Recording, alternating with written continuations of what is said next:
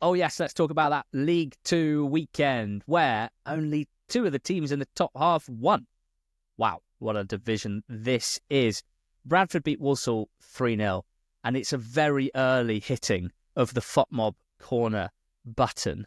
Because I think if you do a segment as we did last week on Walsall, when they've won 9 league games in a row, when you're suggesting that Matt Sadler might have solved football, that was a direct quote from George, and that they're basically impossible to play against. I think when you do that and they lose their next fixture 3-0, I think it's then worth doing a segment on their opposition, who are, as well as that win, second in the 8-game form table in League Two with 6 wins from 8, and now very much inside the playoff places. There's lots to go out here with Bradford as well, because on New Year's Day, Andy Cook hobbled off, did his cruciate, and Cook, for 3.5 seasons now, has been the most consistent goal scorer in League Two, a huge talisman, both on the pitch and as a leader for Bradford City, has scored, I can't remember the exact stats, something like 33% of their goals. And the fair question was, how will they cope and how will they possibly maintain, or rather, build a playoff push without Andy Cook? And the answer is, well, so far so good. 3 wins since Cook's injury in the league. Now, it's worth pointing out they'd won 3 and 4 before his injury. So it's not definitively a case of saying Bradford have got better without Cook. That would be a snappy headline, but I'm not quite confident enough saying that. But we can say there's been no drop-off, and that is really impressive because he's such a specific player, such a specific focal point at the top of the pitch that I think there was a chance they'd look a little bit muddled without him to go long to. We can have a look at who's replaced Andy Cook, and they've obviously dipped into the transfer market to buy Tommy Lee and to buy Michael Mellon, but so far is Callum Kavanagh, who, before Cook's injury, typically Bradford lined up with Andy Cook as the target man, with Callum Kavanagh as a second striker playing off him, and then 2 of Bobby Poynton, Anthony Sarcevic, Alex Patterson, 2 of those breaking from midfield, and then Smallwood sitting in front of the back 4. And what we can see since Cook's injured is that they have replaced him with Callum Kavanagh, who was already starting games alongside him. This isn't exactly like for like, but what it does mean is they can now fit in Poynton and Sarcevic and Alex Patterson into the same team. And I think that's really important because, for me, these are Bradford's key players right now. I think we saw it on Saturday against Walsall, but over the last few games, we've seen it. Sarcevic, let's start with him. Never been any doubting his incredible quality at this level when he's fit and available, which he hasn't always been this season. But this is a guy that's won 7 promotions in his career. He's absolutely still got it, and he showed that against Walsall on Saturday. He offers goal threat from attacking midfield. He creates chances. He actually offers a lot more out of possession than some people might think. Just a very smart player. Alex Patterson, one of my favourite midfielders at this level. I felt he was a great signing for Bradford at the start of last season, and he spent most of the campaign injured. He was absolutely Susan Perb on Saturday. He scored 2 great goals, and the second of his goals showed why I love him. He is one of few defenders at this level who gets the ball, dribbles, carries it, and gets shots off. He's a proper goal threat and plays with such speed and intensity. He probably offers a little bit less out of possession than some. He's not a particularly athletic guy that covers loads of ground out of possession, but he drives the team forward. He's a massive goal threat. He's already their second top goal scorer this season. And then Poynton, who I really like the look of. He's an academy graduate who is now an established member of the first team, 21 years old, just a clever attacking midfield player. Against Walsall, I think I counted 3 or 4 moves where it's Poynton who gets the ball in the final third and plays really nice, smart, progressive passes. He's good in tight spaces, and I like Poynton a lot. So these 3 are key for me. I think there is still a question mark up top. Despite the wins, Kavanagh's not scoring, and he's not offering the same aerial threat as Cook. Now, they are doing pretty well, even so, getting on second balls, getting bodies around him when he loses those headers. But the aerial duel stats from the last few games, Kavanagh's won 7 of 31 since he's been up top in the Cook role. Cook had won 22 of 38 in the couple of games before then. So I still feel they could get more from the number 9 position, and I wonder if we might see Tommy Lee start a few more games coming up soon. Michael Mellon was unused sub on the weekend, maybe just getting up to speed. I think we might see a bit more experimentation in the number 9 role, and that could lead to them getting better at the top of the pitch, given that Kavanagh's not been much of a goal threat this season. So let's finish off on a team level. We've got a team who are 7th in the table. They've scored the 6th most goals per game. They've conceded the 6th fewest goals per game. That's a great combination. That's clearly playoff level numbers in terms of the top line goals for and conceded. They have been running a bit hot this season in terms of XG, 13th in the league for expected goals generated. Cook was helping them outperform that for sure, and Patterson as well. But in terms of expected goals against, the 6th best, so definitively very solid team that don't give up a huge amount, and that really bodes well. I noticed that in their last 3 games, they've created 5.03 XG, 1.67 per game. That's quite a lot higher than their season average of 1.15 per game. So early days, and let's not be definitive about the post-Cook era just yet, but good signs that not having him in the team might have helped the team become more of a threat as a unit rather than just all roads lead to an Andy Cook shot, an Andy Cook header, an Andy Cook goal. So really interesting team at the moment, and what a statement win this was against Walsall, ending their 9-game winning streak. Kind of interested to see what happens with the number 9 shirt, but I'm just hoping Sarcevic, Patterson and Poynton all stay fit, because I think they are lovely players offering a lot to this Bradford City team. No worries going hugely in depth about Walsall at the moment. Just one of those days. I think you're allowed them when you've won 9 in a row and you're streaking clear at the top of League 2. But nice to have a little deep dive into Bradford City, courtesy of FotMob's data and stats. They've got stats for League 2, League 1, the Championship, so many other leagues across the world. So why not download FotMob using the link in the show description, and you can use it as much as we do.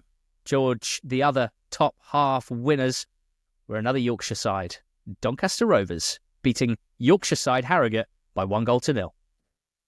For the first time ever. Yeah? Yeah.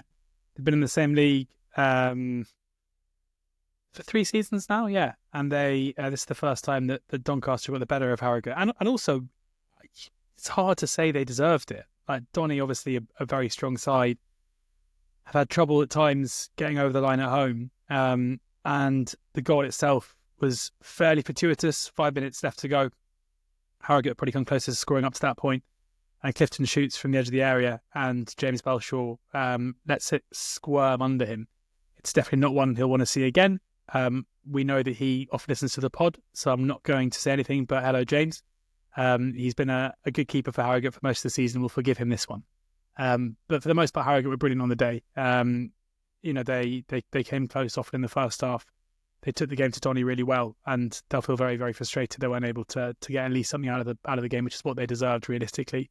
For Doncaster, they'll probably feel like they got away with it to an extent, but given what happened with Walsall and as we'll speak about in a second with Crewe, it's a 3 points that feels a bit more than 3 points really. When teams around you at the top end are dropping points and you get a win, or even losing games, it's fairly significant, and that was the case here. One new name for us, who managed his first EFL game as a manager, was number 1 is Andy Whing. Yes. Number 2 is Andy Whing. Andy Whing. Very popular man, Andy Whing, as I've gathered over the last week or so. Popular in Barrow. 3-0 win in his first game at home to Grimsby. It's a new-look Barrow team. It's kind of snuck up on me a bit. It's not just the manager that's new. They've got a new centre-back. They've got a new defensive midfielder. They've got a new right wing-back. They've got 2 new strikers in Pressley and Smith. Pressley missed a pen here. Smith scored. Tyler Smith, that is. So what does it look like tactically under Whing? If I could describe the tactics, I would describe it as an attempt to copy Walsall's tactics from this season, which we broke down in depth last week. Barrow at home to Grimsby, 28% possession. Don't want the ball. You have the ball. We don't need the ball. When we get the ball, we'll attack as quickly as we can. And it worked pretty well. 3 centre-backs, 2 wing-backs, pretty attack-minded wing-backs. Duru, who really caught the eye on loan from Blackburn, making his first steps in the senior game. And he had a huge impact carrying the ball forward from the right wing for Barrow. Jackson on the other side, I always like quite a lot as an attacking wing-back. Very good technical player, good delivery, can strike with both feet as well. MJ Williams straight in at the base of midfield. He's surely going to be a solid addition for Barrow, and he gives licence to Spence and Gotts, who are the kind of spaniels in front of him, attacking number 8 roles. They'll do what Jellis and Lakin or do for Walsall and just press, go box to box, get forward, support attacks. They scored a brilliant goal, which saw Spence and Gotts streaking clear on the break. Spence finding Gotts, and he finished really, really well. So lots to like for Barrow. 3-0 win. Happy days, really. Look forward to seeing how that develops under the new manager. They've been in such poor form and sliding down the league over the last couple of months that it really does feel quite significant that he's gone in and got such a big win straight up. Another massive win down towards the bottom, George. Carlisle went to Fleetwood and won 2-1. Really significant this, with Fleetwood having looked very strong under their new manager Pete Wild in the first couple of games with him in charge. I certainly didn't see this coming, as listeners to the betting show will know already. Carlisle, Fleetwood generally I think are going to be a team that don't give too much away, and Carlisle took their early opportunity through Scott. It was a brilliant finish from Cochran with 20 minutes to go to make it 1-1, and from there you're probably thinking Fleetwood are going to be the team that push forward, but absolutely not. Like, Carlisle missed loads of opportunities to win the game before they did. Kadeem Harris had a really good chance, which he couldn't quite put away. Lavelle scored the winner himself with 5 minutes to go. They had another opportunity late on through Hugo to make it 3-1. It wasn't Mike Williamson ball. They didn't dominate possession. It wasn't loads of kind of stale possession in deeper areas. You may think that game state played a part in that, given Carlisle were ahead from the 19th minute onwards. But either way, that it looked like the away end was absolutely bouncing when they scored the goal in front of it. And again, looking for moments just to kind of catch light, and it feels like an away win like this could be exactly that. So, yeah, huge win for Carlisle. And I guess, Fleetwood, having taught them up as being potential playoff outsiders, to get beaten at home by a team in the relegation zone is not the one. Yeah, Cole, you beat Morecambe 1-0. The big moment in the game was a straight red card for Lee Angol towards the end of the first half. That's the Morecambe attacker. Kind of aerial ball down the wing. He's battling with the defender. They're kind of grappling each other.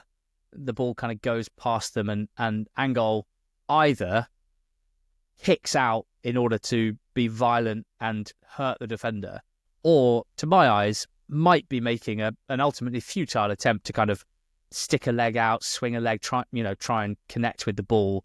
Obviously didn't look great. Big reaction from the Colchester players. Referee straight out with the red card. Obviously a massive part of the game, or moment in the game, 0-0 up to that point. I personally don't think that needed to be a red card. I think that it looks pretty stupid. It doesn't look definitely violent to me. I think a yellow card probably would have been fair. It would have made for a more interesting game because, Colue, they make keeping clean sheets look pretty easy. That's 9 in 12 now, but they do make scoring goals look quite hard. It was made easier for them here, but still huffed and puffed. In the end, it took heavily deflected strike from Egbo to win them this game. It was a nice play from Lyle Taylor dropping deep, and Oscar Thorne out wide in the build-up for that goal. So, difficult week for Morecambe. Releasing a club statement, or what I should say is the board of directors have released a statement. And that's important because the board of directors, not for the first time, are having to release statements through club channels, essentially calling out the ownership group. And it's such a difficult situation. And it is just like with Reading, it's desperately frustrating. It's so many other things, but it's so frustrating because nothing seems to be getting done. And the longer things don't get done, the more concerned you are about what these directors described as a potentially catastrophic outcome in a statement back over the summer. This time they were letting the fans know that they shouldn't expect any new signings anytime soon because they're currently prevented from making further signings, because even after an away game at Chelsea in the Cup and some capital injections, Bond Group haven't given written assurances to the EFL that the club will be funded to the end of the season, and therefore without that sufficient proof of source and sufficiency of funding, the EFL have said you can't add to your squad. So unbelievably frustrating for Derek Adams, who doesn't have a huge amount to work with and, is still absolutely battling for survival. They obviously went bottom after Carlisle's win this weekend. I'd have liked to have seen how this game would have finished had they kept all 11 on the pitch, but they didn't. So a difficult week all round for Morecambe. And we hope for some better news and some action from Bond Group, either in the form of proof of funds so that they can make some additions in the next week or so, or even better, a sale of the club, which has been only ever mooted, but nothing concrete for quite some time now. So there you go. Colue 1, Morecambe 0, Crewe 0, Accrington 1. Second place Crewe, George, losing this one at home to a team near the bottom. Goal of the day, this, from Sean Wally. Really poor from Powell. I'm not entirely sure what he was doing, kind of facing his own goal. Almost, he must be trying to set it back to the centre-back, but it just passes straight into Wally's path. But he does a Cantona, basically, gets the ball on that right channel and gets his head up and just chips Marshall, and it clips off the inside of the post. an unbelievable finish. I think probably one of the best bits of individual skill you'll see for a goal in League Two this season, and the goal worthy of winning the game. This is the kind of game that Crewe normally win, I would say, like pretty tight. Both teams opportunities, but Crewe normally wants to take it. But this time around, it was a moment of quality from Accrington to do so. They nearly went 2-0 up through Rawson, whose goal was disallowed. So again, similar to what we were saying with Walsall, similar to what we were saying, these are with Fleetwood as well. Home, we've been used to in the EFL this season in particular, home teams being relatively dominant, and I don't think many people would have seen this coming. But Accrington continue their really good form, and I think they are. They don't draw many games, but the games they do win are impressive, and that is seeing them well clear of that bottom two currently. And in Wally, a player, 37 years age, made his EFL debut back in 2004. He's been around the block for a long time, but I'm not sure he scored many goals better than that. There's one team drifting towards the bottom four fairly comprehensively over the last few months, and that's Newport County. Maybe even go as far as to say lurching towards that bottom four, because a fifth defeat on the spin, this one at home to Swindon on Friday night. They went ahead. Adjuboy, who joined in this window, signing that I like a lot.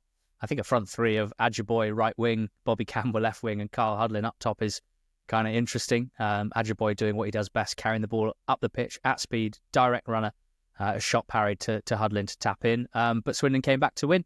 Another giant striker, Hudlin, and then Harry Smith.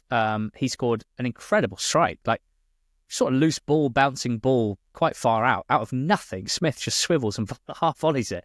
Absolutely wallops it in. Brilliant strike from a player that is in fantastic nick in the last couple of months. And then the winner from a new name for us, a new signing for Swindon, Joe Westley, who making his EFL debut on loan from Burnley. Really nice finish from a cutback, left foot into the corner. He is the son of medal winner Graham Westley.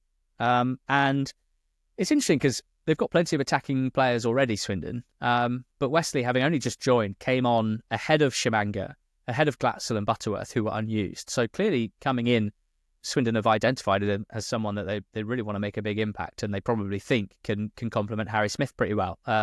Those who know him better than me from a loan in non-league say that he's a player with a lot of energy, real poacher type, probably not going to offer loads outside of that. But I think if you have Smith and that sort of profile, you've probably got pretty good combo there. So not loads in the game, but Swindon winning it and back-to-back league wins for the first time this season. It's a great time to say that Ian Holloway is doing an absolutely fantastic job so far at Swindon. We were both concerned on a number of levels about how the meeting of Ian Holloway and Swindon Town, who were on such a decline, would go.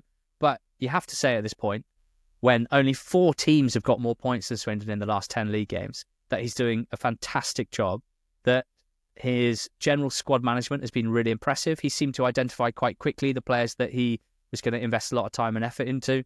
He seems to have put together some shape stuff on the training ground that has led to the team looking way better, both defensively and going forward. And Richard on the squad, Swindon fan, making the point that 10 games ago they were bottom of the league. And tonight, or this was on Saturday, they're now 13 points above Carlisle, albeit having played a couple of games more. So really impressive start to his tenure. He's crossed 1,000 games in management now, and I think he's using a lot of that experience to help Swindon out of what looked like a very sticky situation. The team just looks more sure of itself. I think players like Ollie Clark, clearly standing out, quality player at this level, playing a ton of different positions, basically seemingly played number 10 here. Smith scoring, obviously. Sobowale, the right wing-back's getting a lot of credit at the moment. Offerbore and Kilkenny in midfield as well. So it's been a great month or two for Swindon Town and Ian Holloway. At Cheltenham Town, they beat Salford, George, 2-1. Yeah, back-to-back defeats for Salford ends their winning run with a bit of a bump. As mentioned on the betting show, this tracks quite closely with how Carl Robinson's seasons normally go. I'm sure there'll be another uptick relatively soon where they'll win a few games. But right now, they're finding it difficult. And Cheltenham were good value for their win as well. Backwell and Thomas with the 2 goals, generally the better side throughout. The goal from Tilt itself came from a goalkeeper mistake in the 95th minute. They did it relatively comfortably, and Flynn continues to do a really good job with Cheltenham. Currently sitting in 14th. Salford drop out of the playoffs. I mean, that just shows how tight it is up there. They were up in 3rd just a couple of weeks ago after that incredible run, now dropping down to 8th. As I say, 2 relatively tight games where they've come away with 0 points. I think previously come away with 3 points in quite a few tight games before that. It'll be interesting to see how quickly Carl can manage to turn this one around, because it's not very, very good at keeping winning runs going, not the best at stopping losing runs, would be my assessment. But yeah, Cheltenham, good value and a good performance for them at home to Salford. Yeah, interested to see Backwell scoring his first EFL goal alone from Bristol City. Anyone that's got a name with a well suffix is pleasing for me as a Maxwell. Sort of consider them cousins in a weird way. We're a bit like the sort of Freemasons, bit of a secret society, those of us with well in our names. There's more of us than you think as well. Just in the EFL in isolation, we got Bidwell, we got Cantwell, we got Rothwell, we got James Maxwell of Doncaster, Chris Maxwell, cousin Chris. We got young Harry Sidwell at AFC Wimbledon, and then we've got the guys I consider the undercover ones. Powell, because you don't think of it as a ... well. But you've got Joe, Nick, and Jack. They're very powerful. They're undercover Wells. Yeah. A new recruit at Birmingham City, Kieran Dowell. He's another one. And obviously, we've got a manager too. Do well. And we've got Gary Caldwell as well in the dugout. God, I've said well so many times in such a short space of time. Well. 4 draws in League Two. Quickly, Tranmere 1, Gillingham 1. Not great for either side, I would suggest. The corner's not been turned yet at Gills. Certainly not at Tranmere. They scored a lovely goal, finished off by Sol Solomon. But an own goal before half-time had it at 1-1, and that's how it finished. Notts 1, Bromley 1. Notts to be kicking themselves, really. Should have won this game based on chances created. Had the majority of this game. Jody Jones looks like he's almost properly back. Scored a penalty here. McGoldrick, Jatta having opportunities, but just like he did up at St James's Park in the FA Cup, Cameron Congreve with a really nice goal, showing good feet and great finish to get a point for Bromley, who've only lost 3 games on the road this season in the league, which is very, very impressive. Chesterfield 1, Port Vale 1. Vale had the lead early through Jaden Stockley, and I think generally did pretty well in the first half. And then a stupid tackle from Mitch Clark. Studs on ankle, red card, down to 10 men. Vale didn't have a shot in the second half. They were defending for their lives, and eventually it was a bit of an error at the back from Tom Sang. Dobra nicked it off him and slotted in for a 1-1 draw. And MK 0, Wimbledon 0, a match that arguably shouldn't exist, was very much a match that happened over the weekend. Thanks for listening to Not the Top 20. That's the end of the League 2 segment. Thank you very much for listening to the pod. And we'll be back with an Under the Lights episode that will recap the midweek fixtures in League 1 and League 2 and touch on Leeds v Burnley as well. Under the Lights is for NTT20.com paid subscribers only. That pod will drop on a Wednesday. Back again with a betting show on Thursday as well. Have a good start to your week. Cheers. Go well.